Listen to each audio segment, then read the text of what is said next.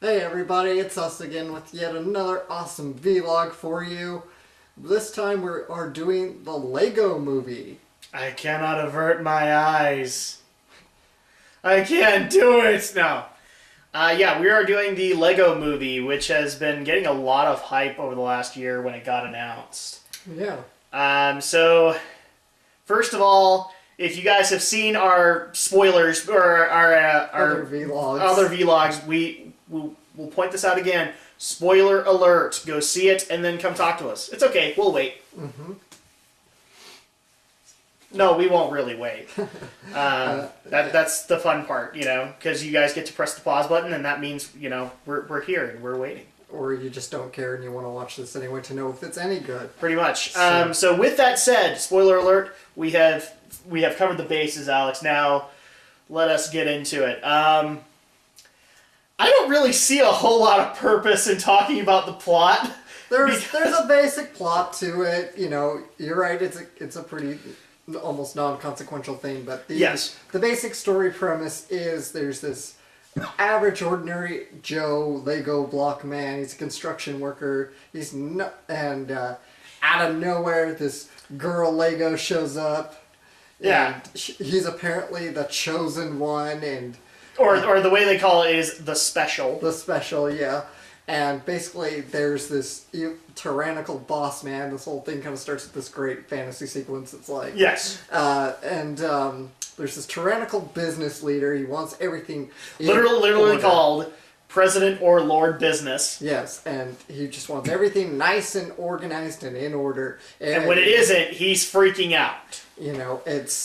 You got your city block here and your western block over here. No room for creativity. Oh yeah, and he's not totally overcompensating for something there.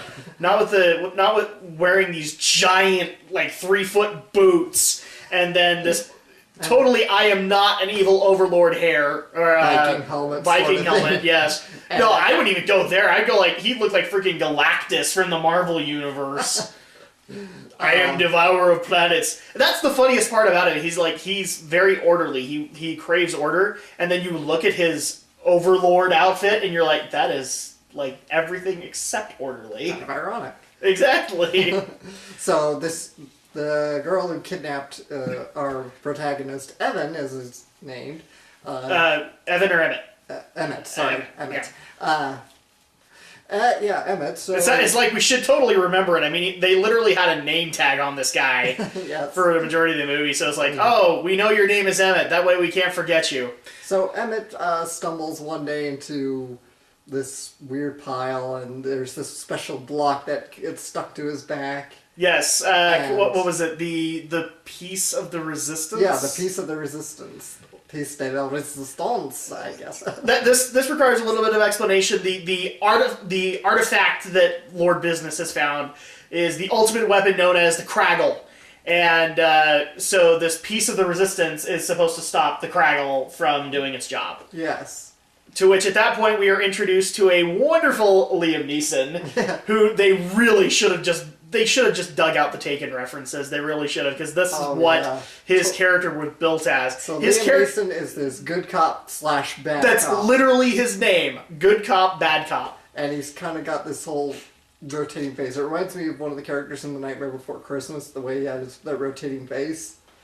The first thing that came to my mind was actually this shows that I'm a child of the 80s, He-Man and the Masters of the Universe, because there actually literally is a character that has a spinning head. Right. And different personalities. And one is good and one is bad. And one is good and one is bad. In He-Man's case, one was totally insane. Yes. And so we get introduced to him and find out that apparently, now Emmett is the enemy, and he gets rescued by, at this time we know her as Wild Style. Apparently she likes to change her name because she thinks I'm not going to go into that just yet, but yeah, she likes to change her name. It's kind of an ongoing joke. I especially liked how they introduced her and how they had the spinning of the hair. That was awesome. And that great play on Schwarzenegger's "Come with me if you want to live," or in her case, just like, "Come with me if you don't want to die." Come with me if you don't want to die. And I was like, ooh, that was really close. Otherwise, Universal's going to sue somebody. And at that point, they actually exit the. At this point, we realize that there's a broader Lego universe because they break the border and end up in the Wild Wild West, which I don't think Lego ever did a line of. I thought they did have a Wild West, actually. I don't remember ever seeing it, but they go there and they come across Vitruvius, who is supposed to be like the sage advisor character. He's played by Morgan Freeman. Yes. That's all we have to say about that. Freeman. It's very. I literally, people, if you have not seen this movie and you're spoiling yourself, first of all, what's wrong with you? Second of all, literally what they did with Morgan Freeman, I'm thoroughly convinced, is they gave him the script and just said, you know what? Here's some whiteout, and you just be Morgan Freeman. You just go nuts on every meme that has ever been done about you. And he's like, seriously, I can do this. I'm Morgan Freeman. And he went totally nuts, and it was awesome because most of the really, really great and subtle humor points were from Morgan Freeman's character. Yes. So at that point, Vitruvius actually tries to take them out of the Wild Wild West to go to, what was it, Cloud Cuckoo Land, to meet the Council of the Master Builders. That's the other thing that we're integrated, is that when they start up the movie, everybody, it is overwhelmingly shown that being normal is great. Okay? Yes. But the Master Builders are the unique ones. They're the ones that actually look around their world and uniquely build something. So, for example, Wildstyle is a master builder. And they can't understand why being normal is good. Mm-hmm. They can't understand why... And this was the greatest thing they could have ever done. All the normal Lego people follow the instructions. Yes, and we're talking literal, like, instructions. Yes, there are instructions on how to... What was the book that Emmett had? It was like, instructions on how to start your day, get everything done, and be happy. Yeah. You know, and this is what he's following the entire first segment of his average everyday day. And Emmett is so average that he completely gets lost in the crowd. He totally does. Nobody knows who he is. He is that much of a wallflower. And so now we've kind of covered that. So the master builders are the people or the Lego people who think outside the box, so to speak. And so we have people like Wildstyle and Vitruvius and Batman. Batman shows up in this. The best part about that is, like, when we're in the Wild Wild West world, we get kind of hinted that Wildstyle has a boyfriend, a very serious boyfriend, and then we come across Batman, and she's like, "Oh, hi, honey!" And you're like, really? You're telling me that your serious boyfriend is Bruce Wayne, a.k.a. Batman? Yeah, that's going to totally work for you, Wildstyle. So, at that point, we find out that Batman is a master builder, and he kind of helps us get to Cloud Cuckoo Land, where he meets the Grand Council of Master Builders, which is, wow. I mean, so many references in there. It was a reference and meme fest. Oh my god. Yeah. Yes, I mean, we literally had Gandalf and Dumbledore right next to each other, and nobody could tell them apart. And then you had, like, William Shakespeare, and you had Michelangelo, the Ninja Turtle. No, first you had Michelangelo, and then you had Michelangelo, which was the Ninja Turtle. And we had a bunch of references. You had Dracula. I remember when they did a whole Halloween line. Mm-hmm. And so, like, pretty much all the prominent monsters of that were master builders. You also had one of the greatest characters out of that whole movie, the 1980s Spaceman. Oh, yeah. And, dude, I must applaud the directors here, because they did everything they could to that Lego to age the living crap out of it, because nothing about that was new. His paint was faded. His paint was fading. His helmet was cracked. It was awesome, yes. And he had lost his mind. And he had a very weird obsession with building a spaceship. So, meanwhile, Mr. Evil President Dude is having a big plot to essentially end the world with that weird stuff. The Kraggle. The Kraggle, which is, by the way, crazy glue. Yeah, basically, yeah. It's just a tube of crazy glue. And this whole Taco Tuesday is all going to be about freezing everybody in space and time, and by spraying with glue, with Kraggle. Yeah. And And even though that Craggle, like the tube of crazy glue that they have, I mean, totally, it looks like. I'm still trying to figure out how was he going to cover the entire world. That thing looked like it was almost spent. Yeah. And so it's just like, oh yeah, I can get this as an ancient weapon, but you're not going to cover an entire Lego world with just that amount of Craggle. I'm sorry. Yeah, so we have that moment, and he explains his plan, and especially I love the part where he tries to explain to the good cop, bad cop, that the good cop personality really isn't going to help here. And he erases the good cop. No, we have to go into this, because like everything outside world in this movie, and there's a lot of stuff, is ancient relics. So he had to go get the Q of Tip to dip into the Nile of Polish, and then they brought up the good cop face and wiped it away. And so now he's just permanently bad cop. So much punny goodness. Oh yeah, and we haven't even got into the exact zero yet. Yes, guys, watch the puns here, because the puns are everywhere in this movie. So yeah, we have this moment, and at that point we find out that the bad cop, the permanent bad cop now, I guess, has been tracking Emmett and finds him in Cloud Cuckoo Land and just literally destroys the place. I mean, they pretty much eliminate any kind of hope that we have, and at that point, they decide to creatively create a submarine to try and survive in the Lego Ocean. Yep. To which they don't. And it just so happens that one of Emmett's ideas... Now, which is a double-decker couch. A double-decker couch. Here's the thing, guys. He's remarkably average. He's supposed to be this special who comes up with these totally unique master builder ideas, and the most that this guy has ever come up with was a double-decker couch. And then he uses his head as a wheel.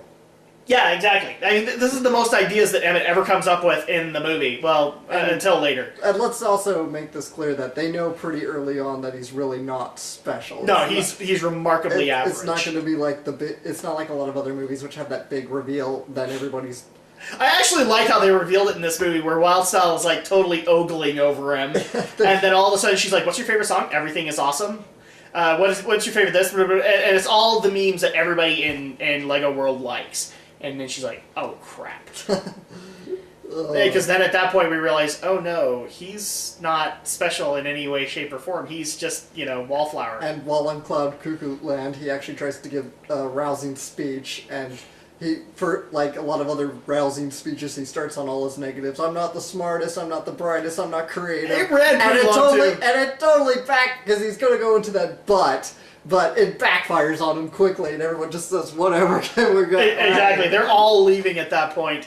And there's another character that we should probably bring up, because he just screamed epic in the fact that we had this literal character called Metalbeard, who was a Lego pirate head, who basically took Lego pirate ship parts and made a mech out of it. And this guy is like the biggest dude in their team. In their superhero team. And it just so happens that as soon as we get to the ocean moment and everybody's wondering, well, how are we going to save the world now? Metalbeard comes to save the day. And he's like literally the first person to walk out. He's the first person to think this is stupid. And at that point, they have to come up with a remarkably average plan to stop the Craggle. And it looks like they succeed for a while there. They covered almost every base, including the fact that they had a wonderful reference with they have to distract Lord Business. And so the way that they decide to do it is he needs a business executive, and Batman comes out as Bruce Wayne. But the way that they do that is that he's literally still trying to hide his secret identity. Even though everybody knows that he's Bruce Wayne. And so, the viewers do, and nobody else does. No, everybody knew. Did all the Lego people know? Yeah, you could see the reactions. They're like, oh, come on. He's like, oh, Bruce Wayne. He's a great guy. I wish I was him. Yes, exactly. He's trying to still play up that he's a secret identity, but everybody's like, oh, come on. And then we also...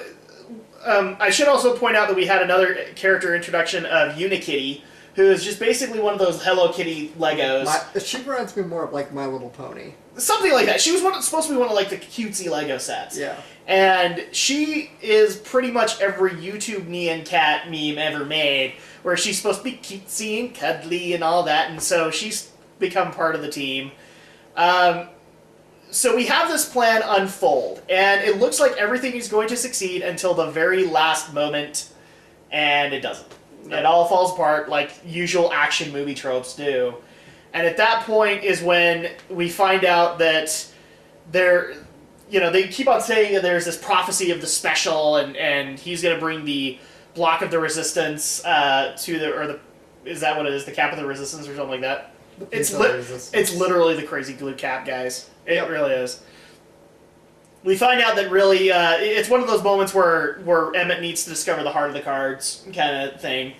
And they have this unique concept where everybody's imprisoned, all the master builders are put into this matrix-like machine to create instructions on how everything should be done. This is how the instruction booklets were being made, which is absolutely funny.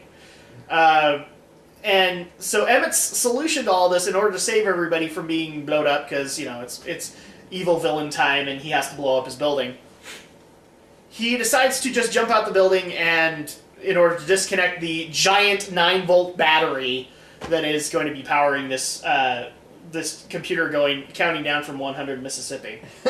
And this is where the movie kind of takes a weird turn, because he is now falling down this portal and he ends up in real life, where we actually see that this is just a giant Lego diorama built by what we've been referred to as the man upstairs, who just so happens to turn out to be Will Ferrell. Will Ferrell, who just so happened to play President Business. Yes. So, and it's basically Will Ferrell being the dad and being the obsessive Lego geek, and his son, who's come down to the basement and messed up the entire diorama. He was just basically playing. Yeah. And at that point, we actually find out that this is where the true danger of the Craggle comes into place, because it's what we find out is crazy glue. Yeah, it's crazy glue, and he has a lot of it. And yes, because Will Ferrell is cleverly President Business, he's wanting to keep everything nice and in order. He doesn't want his son messing it all up. And the way that he sees to do that is to freeze everything in place. Yes. It just so happens that the dad kind of views things in the exact same way, especially after his son just came down and ruined all of his hard work. So, at that point, we get to have a moment where Emmett is literally trying to move in real life, and so it looks like they basically put a magnet in the little Lego guy and just moved him around, kind of thing. And then we get to have a heartfelt moment with the kid looking into Emmett's eyes and saying, you can fix this, and I'm going to get you back in there. And he literally pulls out a giant tube saying magic portal, puts it down in the diorama and throws him down into it, and it's the portal. To which, at that point, Emmett becomes the one. I mean, he now understands creation and becomes like the ultimate master builder. And he has a nice little heart-to-heart with President Business. Yes, which in turn is reflected in real life with the son and the dad. Because you could obviously tell that the son was supposed to be kind of the Emmett archetype, and Will Ferrell is just being Will Ferrell. And at that point is where the movie kind of slows down, because at this point we've had like an hour of pun after pun after pun after pun, Lego constantly making fun of itself, and then we have this kind of heartfelt moment where it almost felt like a Lego commercial. It really did. Like, this dad is just realizing that he had such a creative son, and he did all this, and now he's wanting to help inspire creation. So we have that moment, and then they actually kind of set things up for a sequel by basically saying that now, not only is the son allowed to play with a giant Lego diorama, but his sister is, and then they get invaded by the evil alien Duplos. That was the awesome part. I'm like, Duplos, really? Yeah, exactly. Lego Duplo. And that's, I mean, if people think we skip things, it really is because there may have been a thread of plot, but you couldn't tell. It's a very loose and very kind of fast plot. It's not a very structured kind of movie. It's basically they're saying Emmett needs to get from here to here, and we're going to tell as many jokes about Lego as we can. I mean, if anybody has played like the Lego video games, it's very similar to that, where yes, you have a plot to follow, but you're going to tell as many jokes as you can along the way. And the best part about it is that this whole thing is animated in Lego. So everything is done with Lego parts, and it's very stop motion, so it seemed like almost like a YouTube video to some extent. But yeah, that's pretty much the plot right there. Let's get kind of into the technical side of things. Obviously, the fact that they did everything in Lego was absolutely brilliant. It worked so well. I just thought that was really clever. Everything was Lego. Lego parts, Lego water, Lego fire. Everything was done in Even when they had an explosion, it was Lego dust that was settling. It was like little Lego coins that were just becoming the cloud and moving. They went into every stinking detail they could possibly find to make this Lego. And I'm sure Lego just appreciates this hands down, because everything was done this way.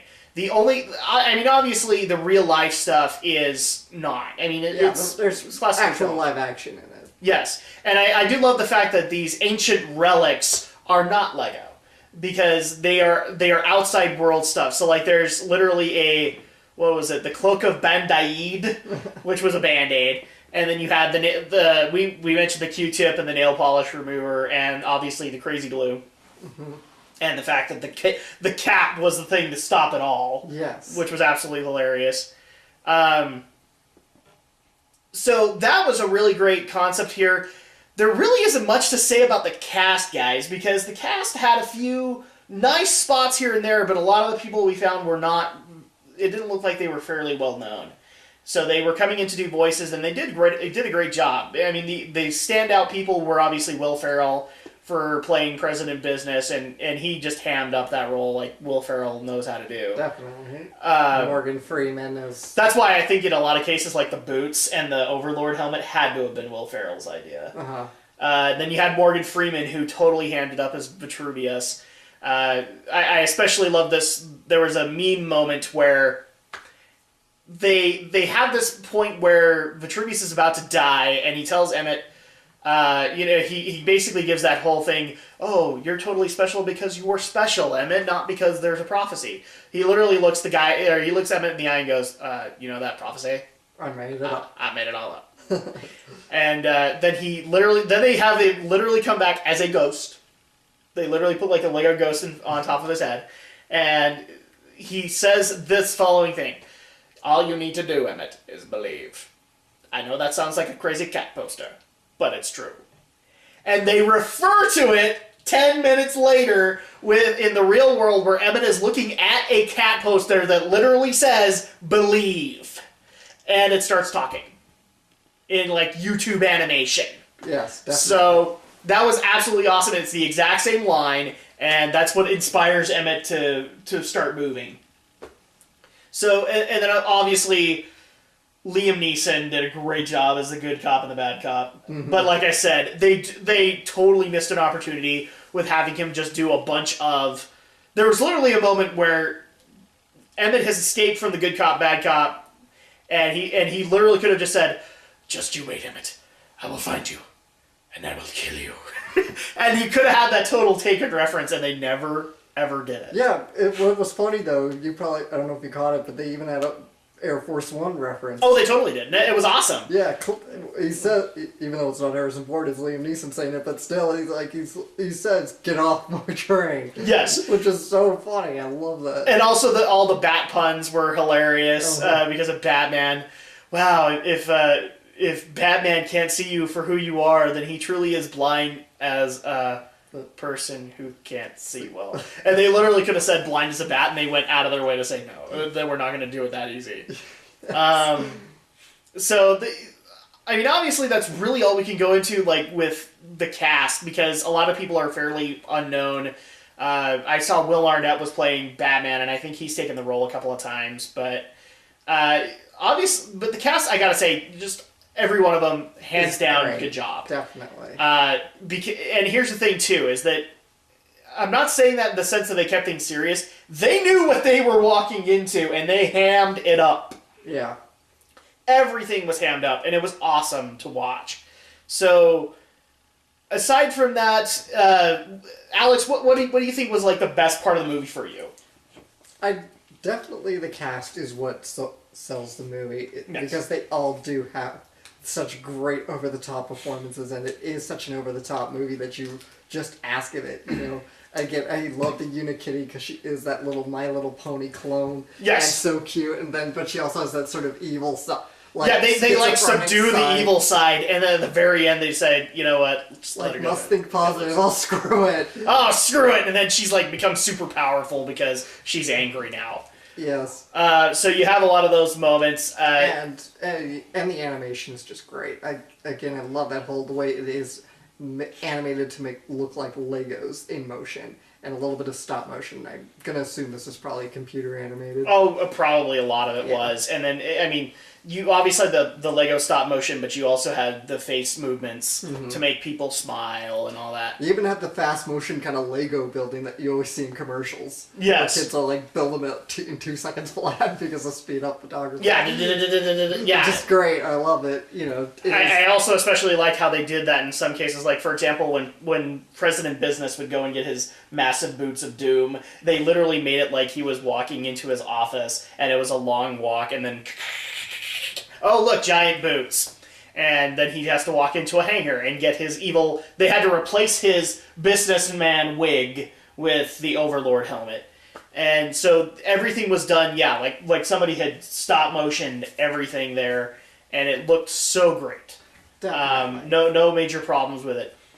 My favorite part, obviously, was just all of the references that you got into there. I'm not talking about like all the references to other movies. I'm talking all the Lego lines that they did. So, like, for example, we went into a Middle Ages one, and here's the thing: Lego has their own Middle Age line, but one of the things they're most known for right now is that they've done the Lord of the Rings. They're getting ready to do a Hobbit line, and so they literally called the world that this is all established in Middle Zealand.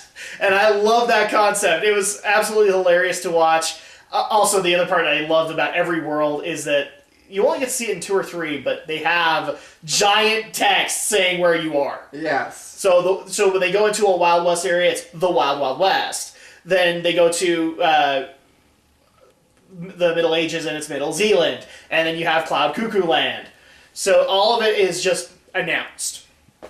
The other thing I loved is that I think my favorite character of the whole thing was the Spaceman. The 1980s Spaceman, because I remember having a line like that as a kid, and I love the fact that his obsession in the whole movie, whenever he's a master builder, mind you, and his obsession, every time somebody wants to build something, he wants to build a spaceship.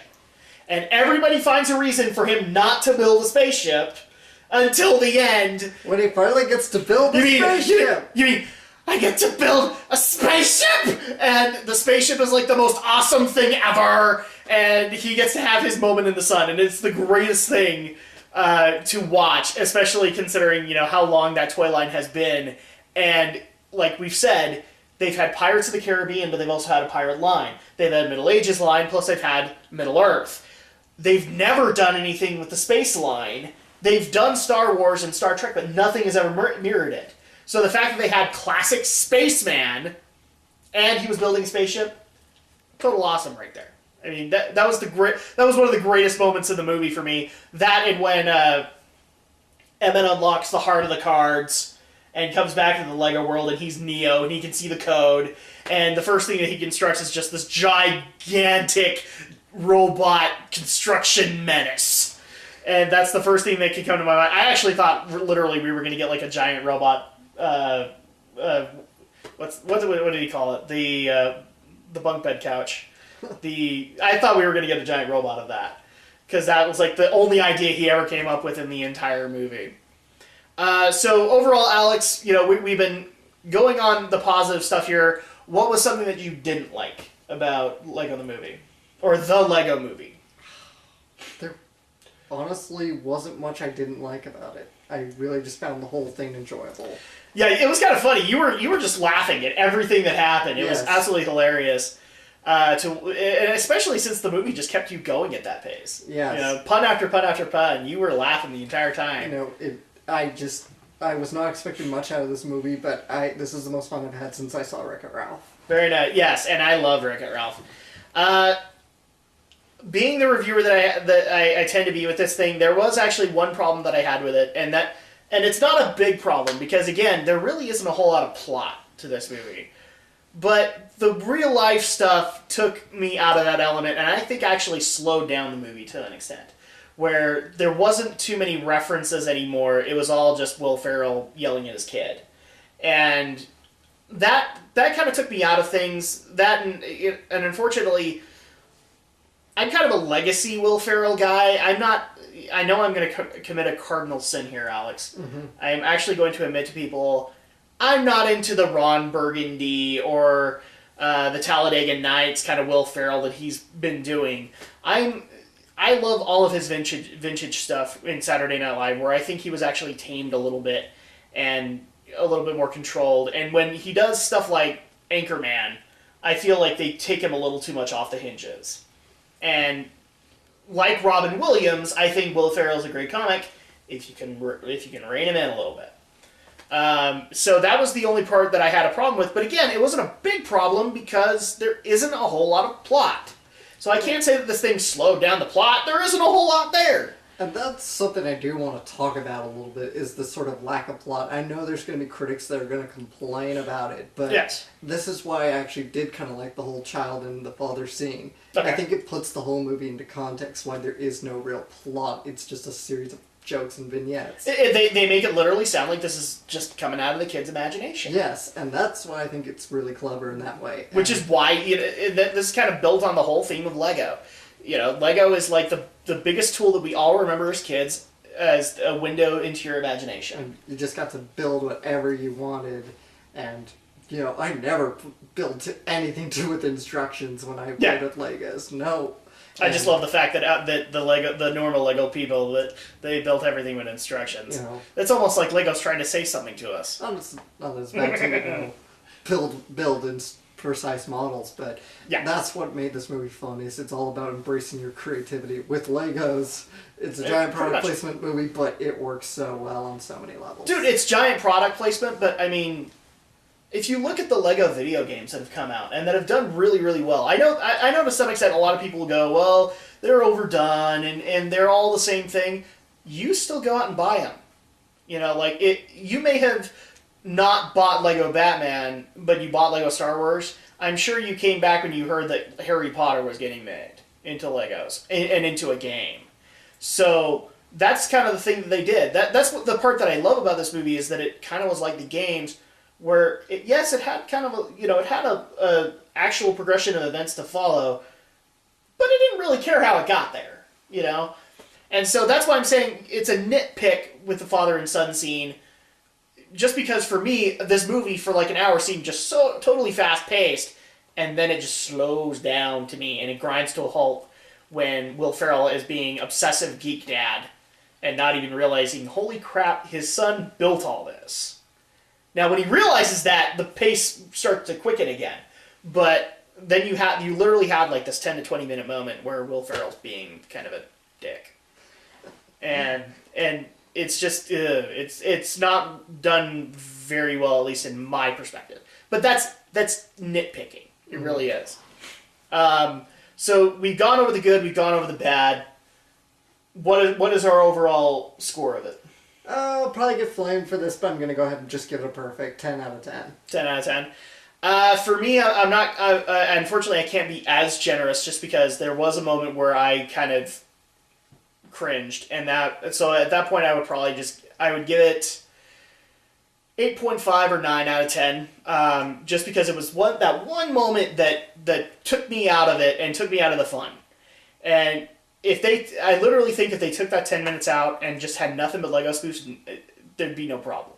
Either way, have it or don't have it, you wouldn't have had a problem.